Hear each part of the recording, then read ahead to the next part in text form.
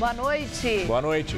Avião que ia da Espanha para a Alemanha cai na França. 150 pessoas morrem. Não há sobreviventes. Equipes de resgate trabalham na localização dos corpos. Presidente do Senado, Renan Calheiros, afirma que o ajuste fiscal, como está, não será aprovado. Supremo abre inquérito para apurar se o senador José Agripino Maia recebeu propina de R$ 1 milhão.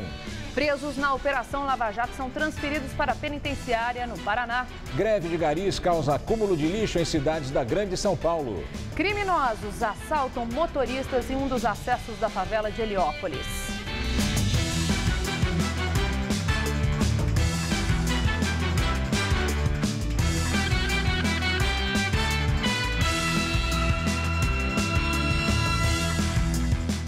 Insegurança pública. Na região de Heliópolis, zona sul de São Paulo, criminosos param os carros no meio da rua para assaltar motoristas e passageiros.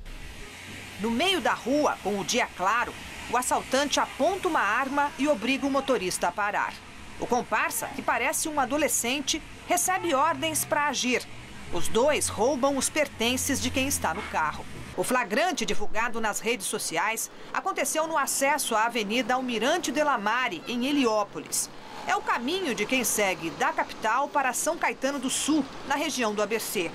Trajeto que esse empresário faz todo dia para voltar para casa depois do trabalho. Ele conta que já foi assaltado 2 vezes no mesmo farol. A última, em janeiro, deixou marcas na lataria do carro. O assaltante bateu com a arma no capô para obrigá-lo a abrir o vidro. Levaram todos os pertences, celular, carteira, relógio, anel, tudo. Eram quantos? Eram em 4 elementos. Todos adultos? Não parecia. Algum parecia ser adulto, mas a maioria molecada mesmo. Este outro vídeo, também divulgado na internet, mostra um arrastão na Avenida Juntas Provisórias, bem perto de onde ocorreu o outro flagrante. Bandidos assaltam ao mesmo tempo os ocupantes de 2 carros, que seguiam devagar no congestionamento. O vídeo foi postado em novembro do ano passado. A maioria é adolescentes, mas tem os adultos que comandam. Testemunho de quem mora em Heliópolis faz 40 anos. Mas nem por isso escapou dos ladrões. A professora conta que foi assaltada 2 vezes também na avenida que cruza a comunidade. Assim como os vizinhos, ela tem medo de denunciar. A gente vê, a gente não pode falar, porque quem mora aqui nem vê, nem é surdo, cego e mudo. Diz que percebeu que o crime aumentou muito de 4 anos para cá. A própria delegacia daqui do bairro, eles não têm autoridade de combater o crime que tem em Heliópolis. Aqui tem que ter polícia. Polícia que eu falo, aquela polícia que age e reage, não aquela que baixa a cabeça porque os assaltantes estão fazendo. A delegacia, que fica na rua de trás, a poucos metros de onde agem os assaltantes, registrou 90 queixas de roubo neste ano só na Avenida Almirante de la Mare, média de mais de 1 assalto por dia. A polícia admite que a quantidade de assaltos pode ser muito maior, já que parte das vítimas não presta queixa por medo. E mesmo assim, segundo o delegado, de cada 10 pessoas que registram a ocorrência, só uma aceita voltar à delegacia para reconhecer o suspeito. Sem provas, a maioria acaba sendo liberada e os adolescentes entregues ao conselho tutelar ou às famílias. A gente tem receio, né? Com certeza, porque mais cedo ou mais tarde você tem a certeza que vai acontecer de novo, porque ninguém faz nada. Também na Zona Sul, comerciantes do Jabaquara reclamam da presença de usuários de drogas em um viaduto do bairro. Eles afirmam que não sentem seguros em passar pelo local. Não é de hoje que moradores de rua tomam um espaço embaixo do viaduto Jabaquara, na Zona Sul. Em 2012, o Jornal da Gazeta já mostrava a grande circulação de pessoas por aqui. A maioria é morador de rua, mas muitos são usuários de drogas. Este comerciante, que não quis se identificar, conta que hoje, 3 anos depois, quase nada mudou. Só aumentou os pessoal usando droga. Aqui é largado, fica o lado de lá, tem delegacia do lado de cá, só que no meio ninguém quer tomar conta. As funcionárias que vão pegar ônibus, algumas eu levo até o ponto de ônibus e outras evitam de subir a pé, né, contornam, fazem um caminho alternativo para não passar perto da ponte. Com um celular, conseguimos registrar a quantidade de pessoas instaladas embaixo do viaduto. Muitas ficam reunidas na própria calçada. A nossa equipe presenciou nesta manhã o trabalho conjunto entre Polícia Militar, Guarda Civil Metropolitana e agentes da Prefeitura para retirar os moradores de rua que vivem embaixo do viaduto Jabaquara. No entanto, os comerciantes aqui da região afirmam que essa ação não resolve o problema. Quando a ação da Prefeitura, eles dispersam, aí aparecem mais aqui para baixo, sim. Mas a polícia sai, logo eles já estão de volta lá. E nós flagramos esse comportamento. Logo após serem retirados, os moradores voltaram para o mesmo local e começaram a montar as barracas. Em nota, a Secretaria Municipal de Saúde afirma que uma equipe de profissionais trabalha exclusivamente com usuários de drogas na região e faz abordagens semanais no local. Procurada pelo Jornal da Gazeta, a Polícia Militar não se manifestou.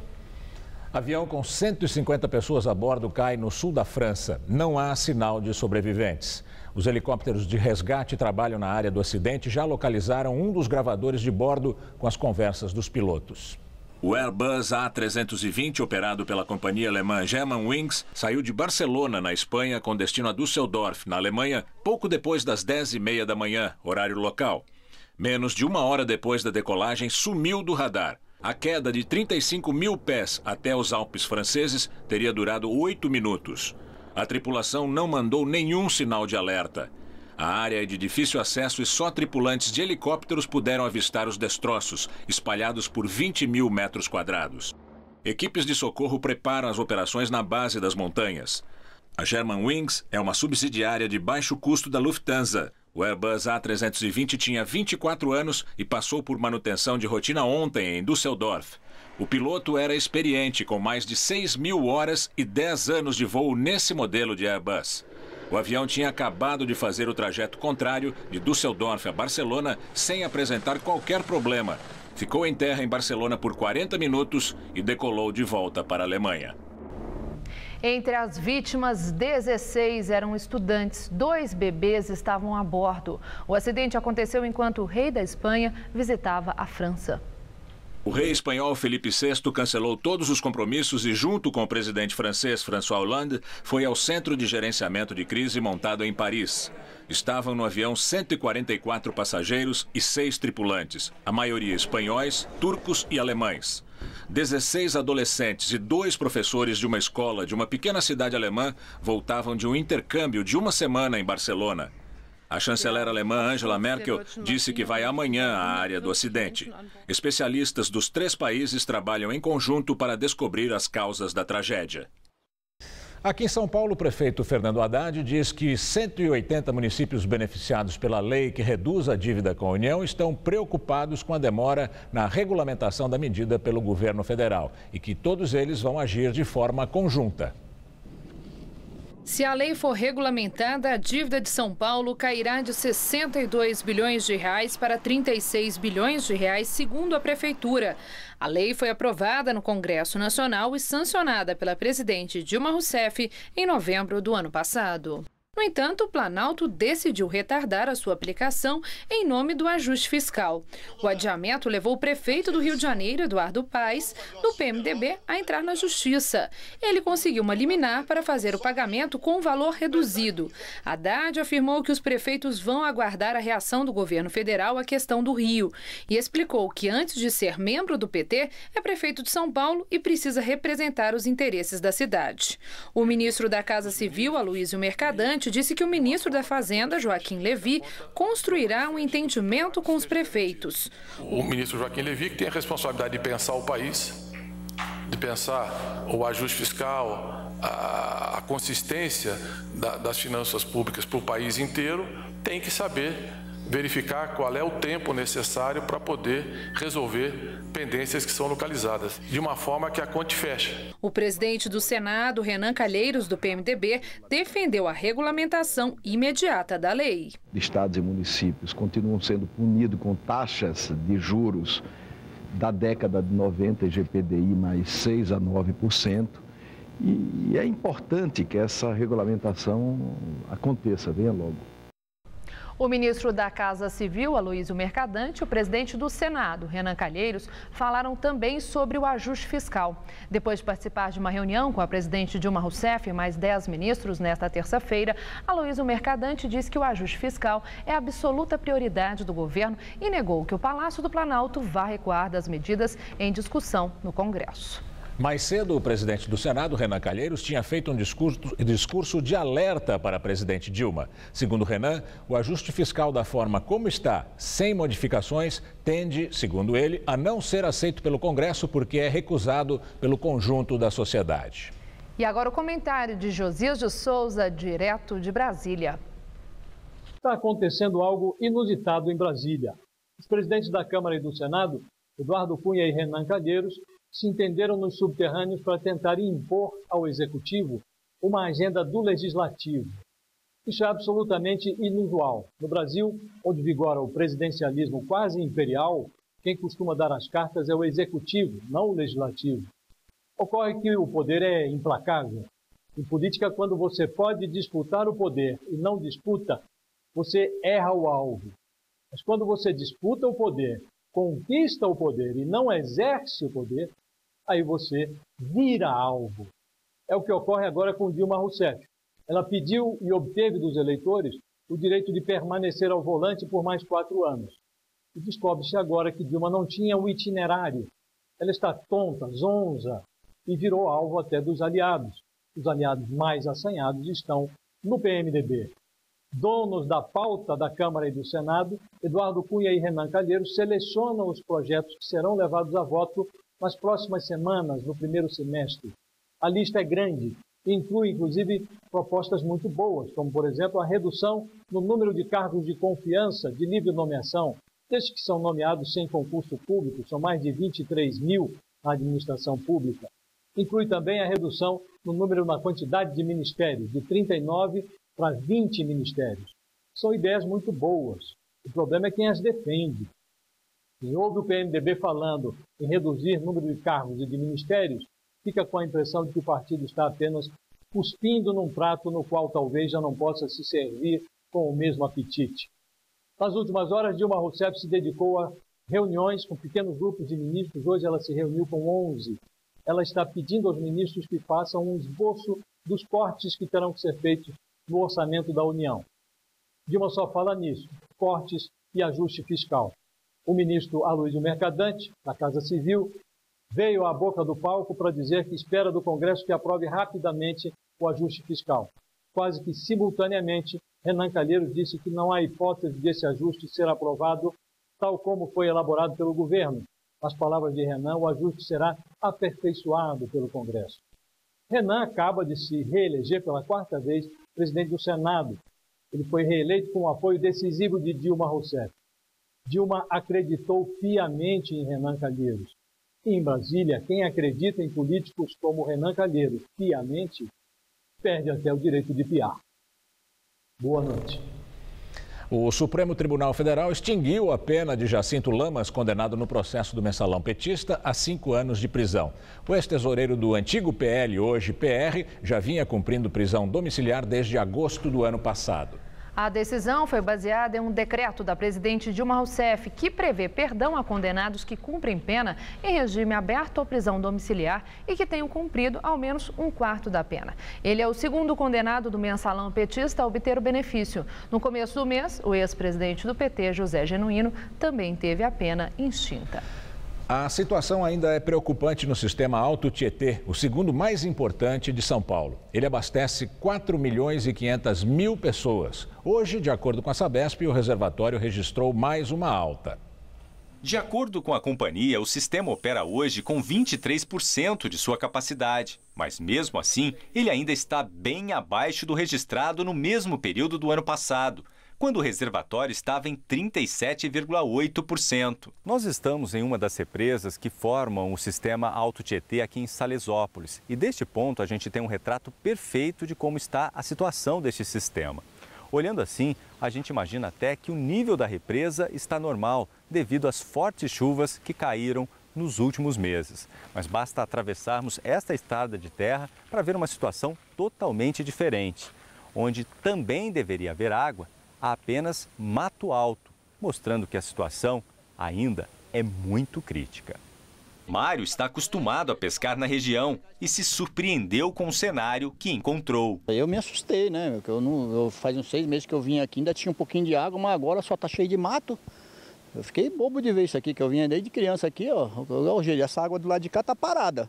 Aqui era cheio d'água que some isso aqui de água, olha como é que tá, só mato. E fim de semana era cheio, era um lazer do pessoal. E aqui nesse lugar que nós estamos aqui, em cima aqui, 1,5 metro de água você não passava do outro lado. De acordo com o geólogo e professor da USP, Pedro Cortes, nos últimos 10 anos, os sistemas de abastecimento de São Paulo vêm trabalhando no limite. Para ele, a falta de planejamento levou a situação a ficar ainda pior. Não dá para colocar a culpa no clima, porque a gente tem que sempre prever qual que é o pior cenário. O pior cenário seria, olha, eu não tenho chuva. Quanto tempo o meu sistema aguenta sem chuva? 1 mês, 2 meses, 6 meses, 1 ano, 2 anos? E o nosso sistema como um todo, ele não suportou poucos meses com uma chuva, vamos dizer assim, um pouco abaixo da média, mas com uma alta temperatura. Tanto é que o sistema Cantareira, por exemplo, ele entra no volume morto já em maio do ano passado. E hoje o Cantareira, responsável por atender cerca de 5,5 milhões de pessoas na região metropolitana, teve novo aumento e passou a operar com 17,6% de sua capacidade. Apesar das altas no nível, o sistema recuperou até agora apenas a segunda cota do chamado volume morto. Já o Guarapiranga, hoje o maior reservatório de água de São Paulo, atingiu nesta terça-feira 84,3% de volume armazenado. A economia é fundamental, nós não podemos descuidar disso, senão vai faltar água mesmo. Em nota, a Sabesp diz que tem trabalhado muito e feito diversas obras no plano emergencial para ampliar a produção de água potável para a região metropolitana de São Paulo. Até 2018, segundo a companhia, o plano de investimentos para expandir os sistemas está estimado em quase 13 bilhões de reais. Hoje, o paulistano teve um dia típico de outono. O sol apareceu entre nuvens, fez frio na madrugada e à tarde as temperaturas ficaram amenas. Chegou até a garoar, mas de forma bem isolada. Pois é, e para os próximos dias não tem expectativa de chuva não e o tempo deve ficar firme em todo o estado de São Paulo. A Mariana Armentano traz agora os detalhes da previsão.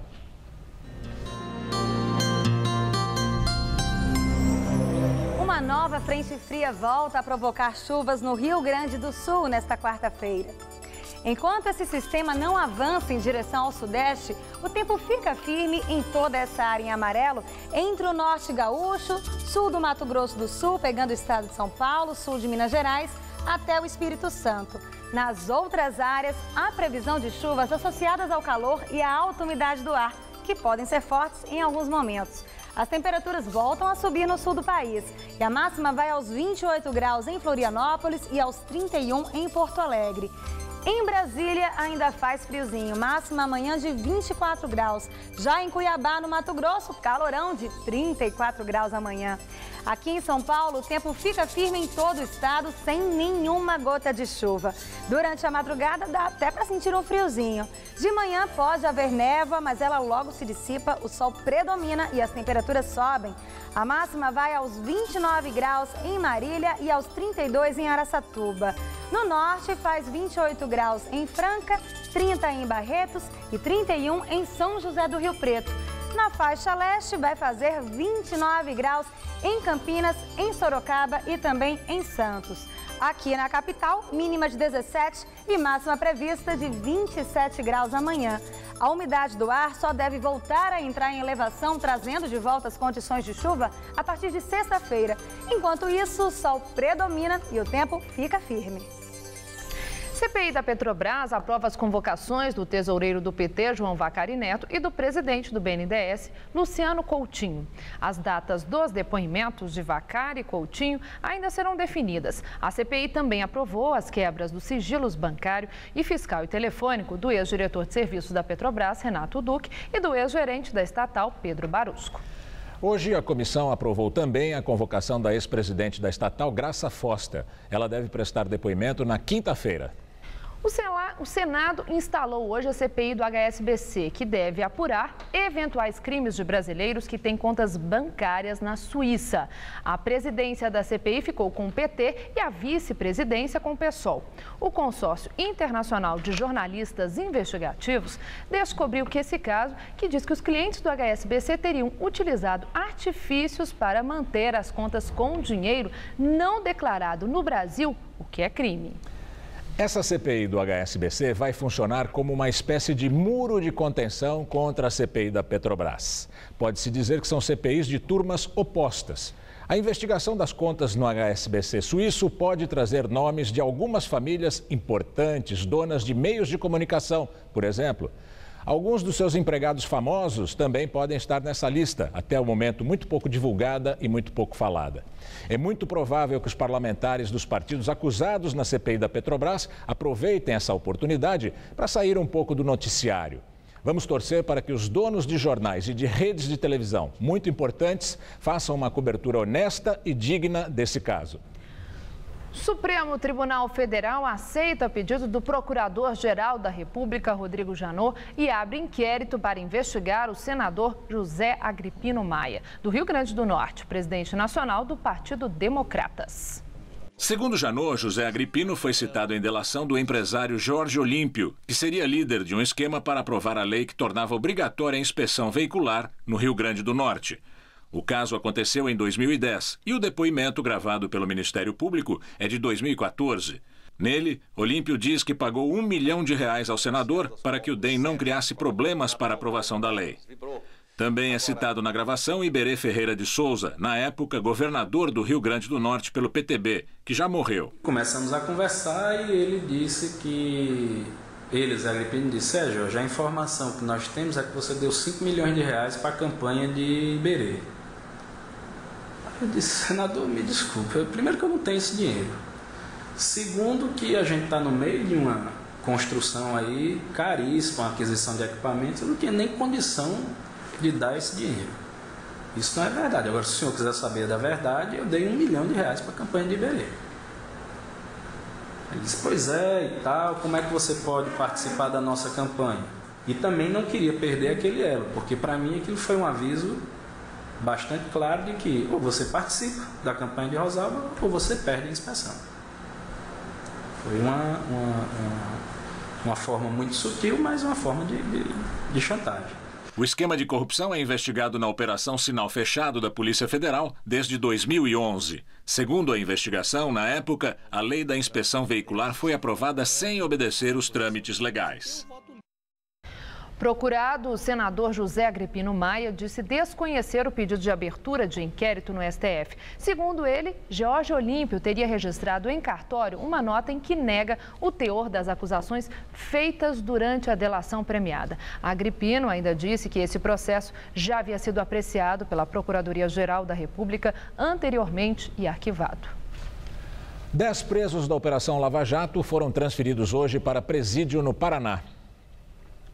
Eles deixaram a carceragem da Polícia Federal em Curitiba e foram para o Complexo Médico Penal de Pinhais, na região metropolitana. A Justiça Federal atendeu a um pedido da Polícia Federal que alegou não ter mais espaço. Entre os presos transferidos estão empreiteiros, o ex-diretor de serviços da Petrobras, Renato Duque, e o empresário paulista Adir Assad. No Complexo de Pinhais, devem ficar em celas destinadas a policiais e a presos com ensino superior. Imagens da Secretaria de Segurança Pública do Paraná mostram o interior das acomodações. Cada cela tem espaço para 3 camas, uma pia e um vaso sanitário no chão. O banho, frio, acontece num espaço coletivo. A remoção do ex-diretor da área internacional da Petrobras, Nestor Cerveró, foi negada por motivos médicos. Já o lobista Fernando Soares, conhecido como Fernando Baiano, e o executivo Gerson de Mello Almada, da Engevix, foram mantidos na carceragem da Polícia Federal porque ainda devem prestar depoimentos nesta semana. Chefe da Secretaria da Comunicação Social do Governo Federal, jornalista Thomas Trauma, é convidado a dar explicações em comissão no Senado. Ele foi chamado a falar sobre um documento que aborda falhas na comunicação do Planalto e admite o uso de robôs para espalhar conteúdo favorável ao governo em redes sociais. Trauma não é obrigado a ir à comissão, mas ele já se comprometeu a comparecer à sessão em data ainda não definida. Divulgado na semana passada pelo jornal Estado de São Paulo, um texto atribuído a Trauma diz que eleitores de Dilma e Lula estão acomodados brigando com o celular na mão, enquanto a oposição bate panela, distribui mensagens pelo WhatsApp e veste camisa verde e amarela. O texto também discute estratégias de comunicação do governo federal. E agora vamos ao comentário de política com José Neumann e Pinto, que fala do comportamento da oposição em relação à presidente Dilma. Você viu aí essa notícia do documento. Na verdade, o governo Dilma produz a oposição contra ele mesmo. Agora, por que a oposição não aproveita e também não age? Por que é que a oposição não aperta Dilma, o PT na crise, o governo federal na crise? Uma pergunta que eu faço a partir do artigo que o professor Modesto Carvalhosa publicou na página 2 do Estado de São Paulo na segunda-feira, denunciando o absurdo que é o decreto que regulamenta a lei anticorrupção prometida pela Dilma e que, no entanto, praticamente o desfigura. Mas será que não vai ter um membro da oposição que procure o professor Carvalhosa e o leve para dar uma ajuda lá para eles, né? Um dia destes, o meu amigo José Paulo Cavalcante Filho, que o Tancredo colocou naquela comissão que discutiu a Constituição, me disse por que é que o Aécio está querendo extinguir partido. Isso é praticamente impossível. Mas tem uma coisa tão simples a fazer, é só forçar o fisco a cobrar dos partidos o dinheiro das propinas com uma medida muito simples. Retira, segundo o artigo 150 da Constituição, aquela isenção de impostos que os partidos têm. Mas isso não acontece. O que acontece é que, contrariando a minha avó, o Fernando Henrique fala sem parar. E a minha avó dizia que quem fala muito dá bom dia a cavalo. Contrariando qualquer lógica, o senador Aloysio Nunes Ferreira não fala tanto, mas também só fala besteira. E o Aécio, que tinha que falar, fica escondido em cima do muro. Aí fica uma pergunta: a oposição vai deixar só o governo Dilma agir contra ele mesmo? Até quando isso vai acontecer?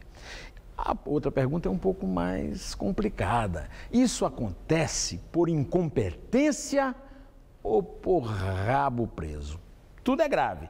Incompetência desautoriza qualquer tentativa de governar. E rabo preso tira a autoridade de quem denuncia a corrupção do outro, não é verdade? Bom, eu volto sexta-feira, direto ao assunto. Até lá. Foi cremado hoje em Budas Artes, na Grande São Paulo, o corpo de Cláudio Torres, guerrilheiro que participou do sequestro do embaixador americano Charles Elbrick, no Rio de Janeiro, em 1969, durante a ditadura. Ele morreu em casa em São Paulo aos 70 anos. Foi Cláudio Torres quem dirigiu o carro do embaixador sequestrado numa ação feita pela Ação Libertadora Nacional, ALN, e o Movimento Revolucionário 8 de Outubro, MR8. Também participaram desse sequestro o ex-ministro Franklin Martins e o ex-deputado Fernando Gabeira. O embaixador foi trocado 3 dias depois por 15 presos políticos levados em avião militar para a cidade do México. Entre eles estava o então líder estudantil José Dirceu. Logo depois do sequestro do embaixador americano, Cláudio Torres foi preso, torturado e passou 7 anos na cadeia. Após audiência na Justiça do Trabalho, garis da Grande São Paulo e do interior do estado decidem manter a greve. A paralisação já atinge 130 municípios. A audiência de conciliação no Tribunal Regional do Trabalho, no centro da capital, terminou sem acordo nesta tarde. O índice sugerido aqui pelo tribunal é de 9,3% de reajuste salarial para a categoria, um pouco abaixo do que pedem os trabalhadores, que reduziram a proposta e aceitam receber 10% de aumento, e um pouco acima daquilo que as empresas oferecem, de 7,6%. Enquanto essa discussão não acaba, algumas cidades como São Caetano do Sul, no ABC Paulista, já começam a sofrer com o acúmulo de lixo. Imagens feitas pelo repórter Luciano Penteado com o celular mostram a situação da rua Manuel Coelho, no centro de São Caetano. Segundo os comerciantes, os sacos de lixo estão nas calçadas há mais de 24 horas. De acordo com os moradores, a prefeitura ligou para a população para alertar sobre a greve e passar orientações. Ontem eu recebi um telefonema, era uma gravação dizendo que os coletores de lixo estavam em greve e que não era para nós colocarmos os lixos na calçada, porque isso acarretaria ratos, cachorro rasgando, enchente, para guardar em casa até eles resolverem, que ia ser uma situação emergencial. Na Avenida Goiás, a mais importante da cidade, as calçadas até que estão limpas, mas nas transversais encontramos novas pilhas de sacos de lixo. Em Santo André, a situação aparentemente está melhor, mas lixeiras de bairros como a Vila Alpina estão abarrotadas. Os moradores dizem que a coleta deveria ter sido feita na segunda-feira, exatamente no dia em que a categoria decretou a greve por tempo indeterminado. A paralisação atinge cerca de 30 mil trabalhadores em 130 cidades, incluindo a região do ABC Paulista, Osasco e Guarulhos. Segundo o desembargador Wilson Fernandes, o sindicato que representa as empresas acusou os garis de não cumprirem a liminar, que prevê 70% dos serviços de coleta e 100% de aterro e de hospitais. Se for constatado funcionamento inferior ao determinado, os sindicatos dos coletores do Grande ABC e da região de Piracicaba ficam sujeitos a multa de R$100 mil por dia. O principal entrave, o índice de reajuste. Há uma série de outras reivindicações, mas eu entendo que a respeito dessas outras reivindicações é perfeitamente possível a conciliação. Entendo que há sim espaço para uma aproximação maior entre as propostas, as empresas aumentarem um pouco a proposta que fizeram inicialmente e os sindicatos reduzirem um pouco a pretensão. Economia com a alta do dólar nesse início de ano diminuiu os gastos de brasileiros no exterior. Em fevereiro passado, quando a moeda americana fechou cotada a R$ 2,85, as despesas de brasileiros em viagens para fora do país somaram $1,477 bilhões, recuo de 22,9% na comparação com o mesmo período de 2014. É o valor mensal mais baixo desde fevereiro de 2011. Hoje, depois de um dia de estabilidade no mercado financeiro, o dólar baixou de novo e fechou a terça-feira cotado a R$ 3,12. E quem faz o comentário de economia é Denise Campos de Toledo. As compras no exterior continuam mais baratas que no Brasil, mas a diferença já não é tão grande e viajar para fora ficou bem mais caro. Fora isso, a situação financeira das famílias está mais apertada, entre outras coisas, pela alta da inflação. A tendência era mesmo os brasileiros gastarem menos nas viagens para o exterior e até desistirem das viagens. Já tem até avião indo quase vazio para os Estados Unidos. Agora, ainda que o turista não esteja gostando muito dessa história, o fato é que a redução dos gastos está ajudando a melhorar as contas externas do país. O rombo, que foi recorde no ano passado, já diminuiu em fevereiro. E o governo, também por outros fatores, já reduziu o déficit previsto para este ano. A desaceleração da economia deve reduzir as remessas de lucros e dividendos das empresas instaladas aqui. E a balança comercial pode sair do vermelho, indo de um déficit de quase $4 bilhões no ano passado para 4 bilhões positivos este ano. Não apenas porque o dólar mais alto pode estimular as exportações, mas também porque a economia e o consumo mais lentos podem enfraquecer as importações. São os ajustes da economia mexendo também com as contas externas. Uma dica para quem ainda pretende viajar para o exterior: aproveite a baixa recente do dólar para comprar. Não dá para contar com uma queda muito mais forte. Eu volto na quinta. Até lá. Foi presa aqui em São Paulo uma quadrilha que usava explosivos para roubar caixas eletrônicos. A repórter Sabrina Pires tem outras informações. Olá, Sabrina. Olha, Gamberini, foram 5 pessoas presas, 3 mulheres e 2 homens. Segundo a polícia, eles faziam parte de uma quadrilha que usava dinamite para explodir o caixa eletrônico de várias agências aqui em São Paulo. A investigação começou em fevereiro, quando um caixa eletrônico foi explodido aqui na região da Vila Maria. Depois, um outro caso na Estrada das Lágrimas, em fevereiro, na Zona Sul. E os dados foram cruzados, foram feitas escutas telefônicas e hoje a polícia conseguiu os mandados de prisão para 6 pessoas. Uma delas está agora foragida, considerada foragida, Alessandro Barbosa dos Santos. As outras 5 foram presas em casa, inclusive, segundo a polícia, em apartamentos de alto padrão na região da Moca. Agora, um detalhe é que esse caso foi tratado como operação crime em família, porque são 3 casais, todos amigos. Voltamos ao estúdio. Obrigada, Sabrina. Na entrevista do dia com Maria Lídia Flandoli, o perfil, os objetivos e os planos do Movimento Brasil Livre. Um movimento que se destacou na mobilização de milhares de manifestantes em todo o país no protesto do dia 15. Eu entrevisto hoje Kim Kataguiri, um dos coordenadores do Movimento Brasil Livre, que pede o impeachment da presidente Dilma e a apuração das denúncias de corrupção. Obrigada, Kim, por estar aqui. Kim, eu acho que nós temos aqui uma oportunidade de conhecer um pouco mais sobre o Movimento Brasil Livre. Como é que você define Movimento Brasil Livre? O Movimento Brasil Livre, ele é um movimento liberal, antes de tudo. Ele não é simplesmente como, às vezes, se passa na mídia, um movimento anti-Dilma, anti-PT. É um movimento que tem propostas, não é um movimento simplesmente reativo. Então, a gente prega a redução do Estado, diminuição de impostos, acabar com a burocracia. A gente defende que a atividade empresarial não seja criminalizada, como é hoje no Brasil. Então, a gente também defende a República e é por isso que agora a gente pede o impeachment da presidente Dilma Rousseff. Porque, ao contrário do que muitas pessoas pensam, o caso do Petrolão e o caso do Mensalão não foram simples casos de corrupção. A grande diferença dos escândalos do PT para os escândalos dos outros partidos é que para o PT a corrupção é só um meio de se perpetuar no poder. Para os outros partidos é um fim. Então a gente defende a República e por isso a gente pede o impeachment da presidente Dilma Rousseff, porque o Mensalão e o Petrolão não passaram de golpes à República. E a que título vocês pedem o impeachment da presidente? Para o Movimento Brasil Livre, a presidente está envolvida nessas denúncias todas, ela é corrupta? Então, o Movimento Brasil Livre, ele fez 3 protestos no ano passado e ele ainda não pediu impeachment. Ele pedia a investigação e punição de todos os envolvidos no escândalo do Petrolão, liberdade de imprensa, porque o Grupo Abril tinha acabado de ser vandalizado por conta daquela denúncia da revista Veja, do Doleiro Youssef, e o fim de subsídios das ditaduras. Nesse ano, a gente passou a pedir o impeachment porque a gente ganhou base jurídica para isso.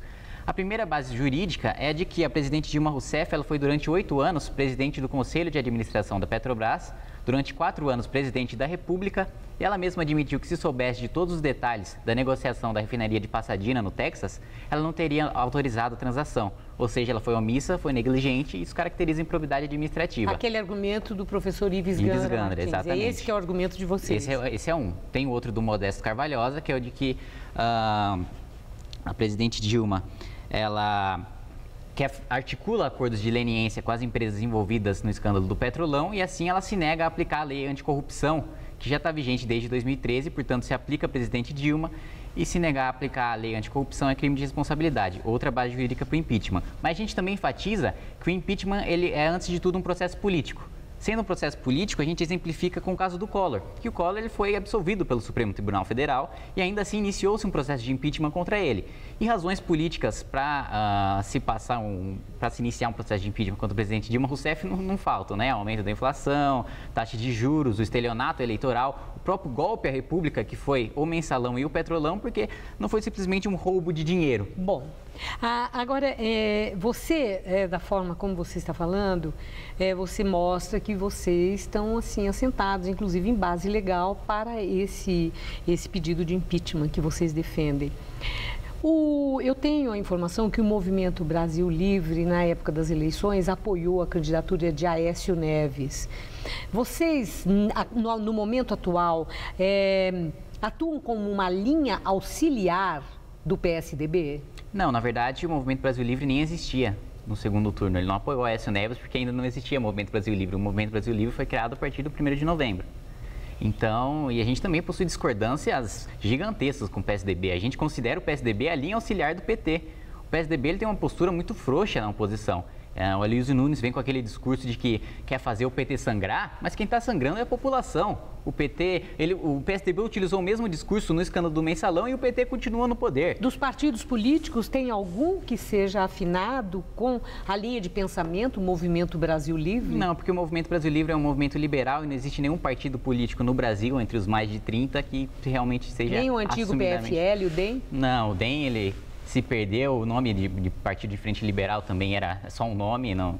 Você pode ver claramente entre o posicionamento dos políticos de hoje que não é um partido liberal. Certo. Agora, Kim, como é que subsiste, né, o Movimento Brasil Livre? Afinal de contas, vocês mobilizaram muita gente Brasil afora. Vocês têm aqui uma sede onde recebem a imprensa, onde vocês mantêm assim, onde vocês estão sediados, digamos. Quem mantém o Movimento Brasil Livre? Vocês cobram dos adeptos uma mensalidade? Como é que é? A gente pede doações pelo nosso site e pela nossa página no Facebook e a gente sobrevive de doações, né? O Movimento Brasil Livre não é um movimento que dá o lucro, é um movimento que dá prejuízo, né? Vocês recebem dinheiro de fora, conforme eu li na revista Carta Capital, na Carta Maior, eu li também daqueles irmãos Koch, da empresa petrolífera americana, que eles subvencionam vocês exatamente para esse discurso que você acabou de dizer, que é a base do Movimento Brasil Livre? Não, a gente não recebe, isso é um absurdo. A ligação que eles fizeram é tão fraca que o site do Movimento Brasil Livre é aberto para que qualquer um escreva artigos e desde que passe pelo nosso crivo, ele é publicado. E aí um menino que faz parte do Estudantes pela Liberdade enviou um artigo para a gente aprovou, foi publicado no nosso site. E porque a sede do Estudantes pela Liberdade, que é o SFL, nos Estados Unidos, recebe 0,2% do Cato Institute, que é financiado pelos irmãos Koch, eles fizeram essa relação ligando o Movimento Brasil Livre ao EPL, ao SFL, ao Cato Institute. Então, é uma teia gigantesca que... Não vem dinheiro americano para vocês? A gente bem que gostaria, viu? E de empresários brasileiros, vem? Empresários brasileiros também não. A gente vai atrás, a gente já foi atrás de grandes empresários, a gente já foi atrás de, enfim, de pessoas que pudessem estar preocupadas com a situação do país, mas a grande verdade é que a elite brasileira ela quer ir para Miami, ela não quer melhorar o país, ela não quer financiar. E quando vai ser o próximo movimento que vocês já estão em mobilização? O próximo movimento vai ser no dia 12 de abril. 12 de abril. Isso. E que resposta vocês estão tendo? Você acha que vai ter a mesma dimensão que o movimento do dia 15? A gente acredita que vai ser até maior do que o dia 15, né? Porque muitas pessoas estavam temerosas de que o dia 15 fosse haver violência, fosse haver confronto, mas não houve. Então as pessoas já perceberam que é um movimento pacífico, é um movimento com pautas bem definidas, com pautas claras, a gente sabe o que está defendendo, diferentemente dos protestos de 2013, por exemplo. Então eu creio que dessa vez vai ser ainda maior. E eu agradeço muito sua entrevista. Uma boa noite. Estela. Obrigada, Maria Lídia. Daqui a pouco, o grupo Boko Haram sequestra 400 mulheres e crianças na Nigéria. E outras informações sobre a queda do avião na França. O acidente matou 150 pessoas. Equipes trabalham no resgate dos corpos. O governo do estado de São Paulo está enfrentando o comércio de produtos roubados que alimenta o crime. Com a lei do desmanche, já caiu o número de latrocínios, roubos e furtos de veículos. E agora, os celulares roubados serão bloqueados e não poderão ser mais utilizados. Basta fornecer o número do e-mail do seu aparelho ao fazer o boletim de ocorrência. Para saber o seu, digite *Jogo da Velha 06 Jogo da Velha no seu telefone. Isso é São Paulo contra o crime. Governo do estado de São Paulo. O Max Atacado tem tudo para você economizar e lucrar ainda mais. É atacado e varejo com muito preço baixo. Confira. Chocolate Bislaca ou ao leite, R$ 2,98 a unidade no atacado. Arroz prato fino 5 quilos, R$ 12,68 a unidade no atacado. Filé de polaca, R$ 11,89 o quilo. Ariel líquido, R$ 25,90 embalagem de 5 litros. Aceitamos cartões de crédito e débito. A sua economia e do comerciante está no Max. Venha economizar. Max Atacado, seu atacado do preço baixo. Se você quer estudar jornalismo, relações públicas, publicidade e propaganda ou rádio, TV e internet, a Faculdade Casper Liber é o seu lugar. Quer conhecer? Eu te levo! Aqui Aqui a gente aprende na sala de aula e também em laboratórios de rádio, fotografia, edição de imagens e estúdios de TV. Você também pode colaborar em revistas, sites, programas de TV e rádio laboratoriais. E tem oportunidade de estágio dentro da Fundação Casper Libero. São mais de 60 anos de tradição numa localização incrível. Faculdade Casper Libero, formando os melhores profissionais da comunicação. Quer saber mais? Acesse nosso site.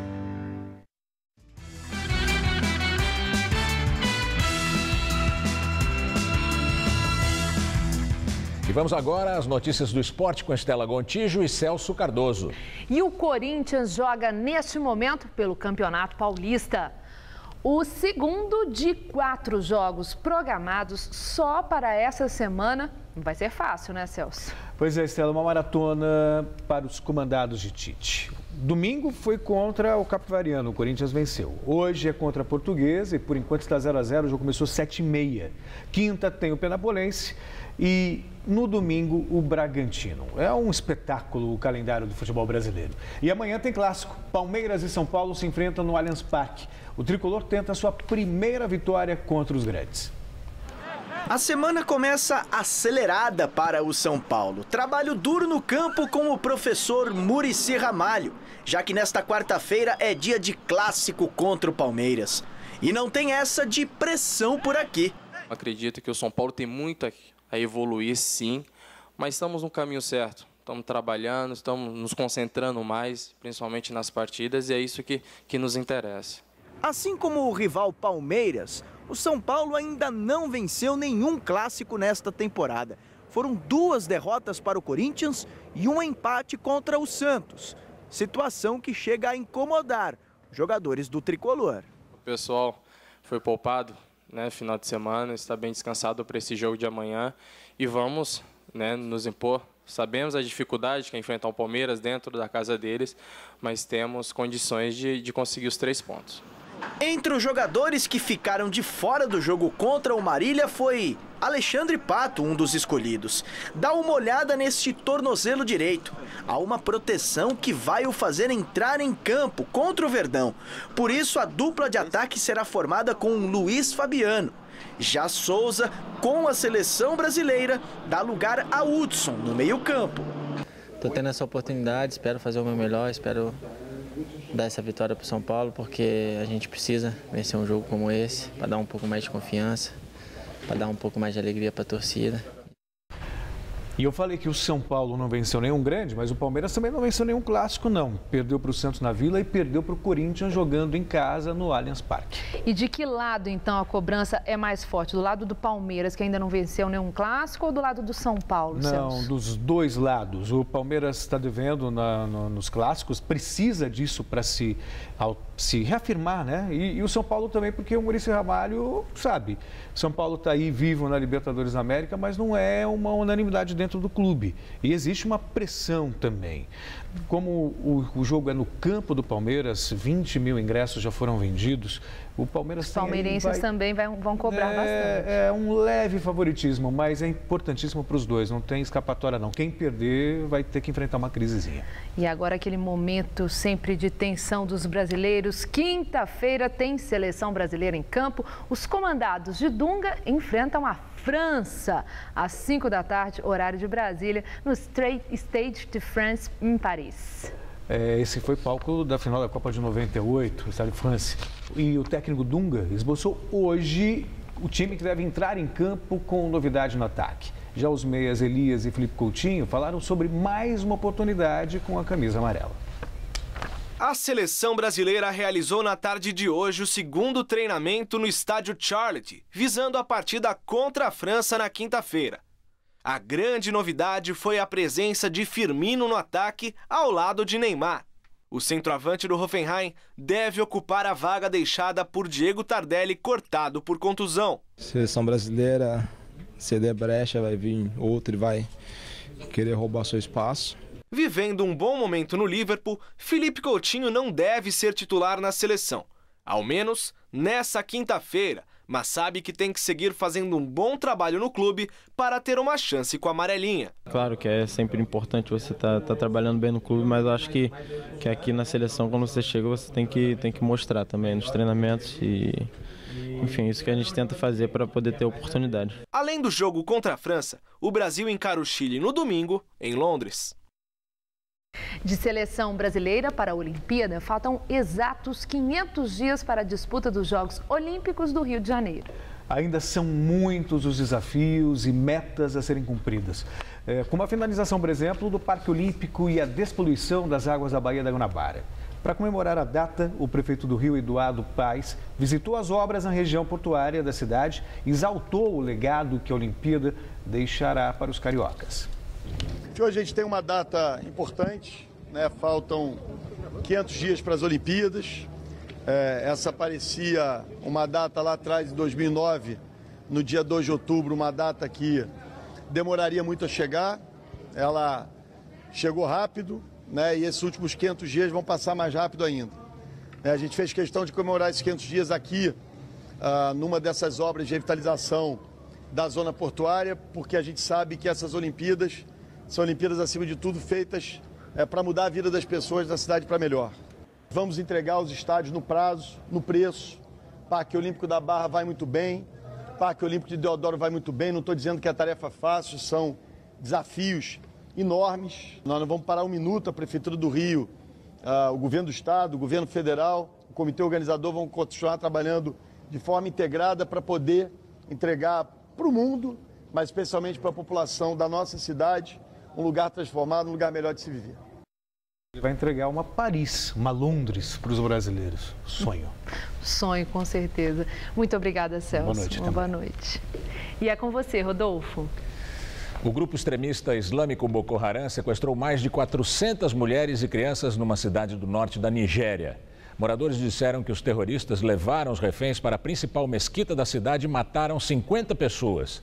Na semana passada, soldados do Níger e também do Chad encontraram os corpos de pelo menos 70 pessoas debaixo de uma ponte. Em abril do ano passado, Boko Haram sequestrou quase 300 meninas na região. Vamos agora ao comentário de política internacional com João Batista Natali. Se vocês ainda não têm ideia do que é um coquetel de diplomacia com safadeza, aqui vai um bom exemplo. O jornal Wall Street Journal publica em sua edição de hoje que o governo de Israel espionou os Estados Unidos. Espionou a delegação americana que negocia uma moratória do programa nuclear do Irã. A negociação acontece na Suíça e também envolve os países europeus, como a Alemanha, Reino Unido e a França. Digamos que esse tipo de espionagem seja tolerável, já que Israel fica no Oriente Médio e uma bomba atômica iraniana seria uma ameaça para a segurança interna dos israelenses. Mas foi bem mais grave do que isso. O governo de Israel surrupiou informações e as entregou para deputados e senadores americanos que fazem oposição ao presidente Barack Obama. Em outras palavras, o primeiro-ministro Benjamin Netanyahu interfere diretamente no Congresso americano. E para atingir os seus objetivos, ele passa uma rasteira na Casa Branca. Não há nisso nenhuma surpresa em se tratando de Netanyahu. Ele foi reeleito na semana passada para chefiar um novo governo em Israel. As relações dele com o governo americano nunca estiveram tão miseravelmente em baixa como agora. Há 20 dias, Netanyahu discursou no Congresso em Washington sem pedir licença à diplomacia americana. Fez lobby contra a aprovação desse mesmo acordo nuclear com o Irã. O primeiro-ministro, na véspera de ser reeleito, disse que não aceitaria a criação de um Estado palestino. Acontece que Obama e toda a comunidade internacional querem justamente esse Estado. É um ponto de honra. Outro assunto de atrito entre os americanos e os israelenses está na colonização de terras palestinas da Cisjordânia. Por debaixo do pano, Israel tem até o apoio da Arábia Saudita e dos Emirados Árabes. Os dois também temem uma possível bomba atômica iraniana. O detalhe é que os americanos não são idiotas. Não fechariam um acordo que permitisse ao Irã a fabricação da bomba. É assim que o mundo gira. Boa noite. E voltamos a falar sobre a queda do avião que matou 150 pessoas no sul da França. De acordo com as autoridades, as buscas no local foram encerradas hoje e serão retomadas amanhã, por volta de 5h30 da manhã, horário local. 5 policiais estão passando a noite na região do acidente. 10 médicos forenses e representantes de 3 associações de ajuda às vítimas irão ao local. Peritos de Paris também estão a caminho para fazer a identificação dos corpos. O Papa Francisco enviou condolências aos familiares das vítimas do acidente. Aqui em São Paulo, na Zona Norte, um policial da tropa de choque foi morto na região do Jaçanã. Segundo informações da PM, o cabo tinha 44 anos e chegava em casa de moto quando um veículo parou e efetuou vários disparos. O policial foi assassinado na frente do filho, que brincava na rua com outras crianças por volta das 6 da tarde. O policial chegou a ser levado para o hospital, mas não resistiu aos ferimentos. Testemunhas relatam que os bandidos atiraram mais de 20 vezes antes de fugir. Segundo a corporação, o crime tem características de execução. A presidente Dilma Rousseff enviou ao Congresso medida provisória que prorroga até 2019 o atual modelo de reajuste do salário mínimo. A regra, que está em vigor desde 2011, vale somente até o fim do ano. O salário mínimo é calculado tomando como base a correção da inflação, medida pelo Índice Nacional de Preços ao Consumidor, mais a variação do Produto Interno Bruto. O texto vai substituir um projeto de lei semelhante, já aprovado há 2 semanas pela Câmara. Depois de publicada no Diário Oficial da União, a MP passa a valer como lei e vigora por até 120 dias. Depois precisa passar por análise do Poder Legislativo. E o Jornal da Gazeta fica por aqui. A edição de hoje você pode acompanhar daqui a pouquinho no site tvgazeta.com.br/Jornal da Gazeta. Outras notícias no Jornal da Gazeta, edição das 10. Boa noite. E nós voltaremos amanhã às 19 horas. Uma excelente noite para você e até lá. Hoje, 10h30 da noite no Todo Seu, confira o requinte gastronômico do chefe Denis Rezende.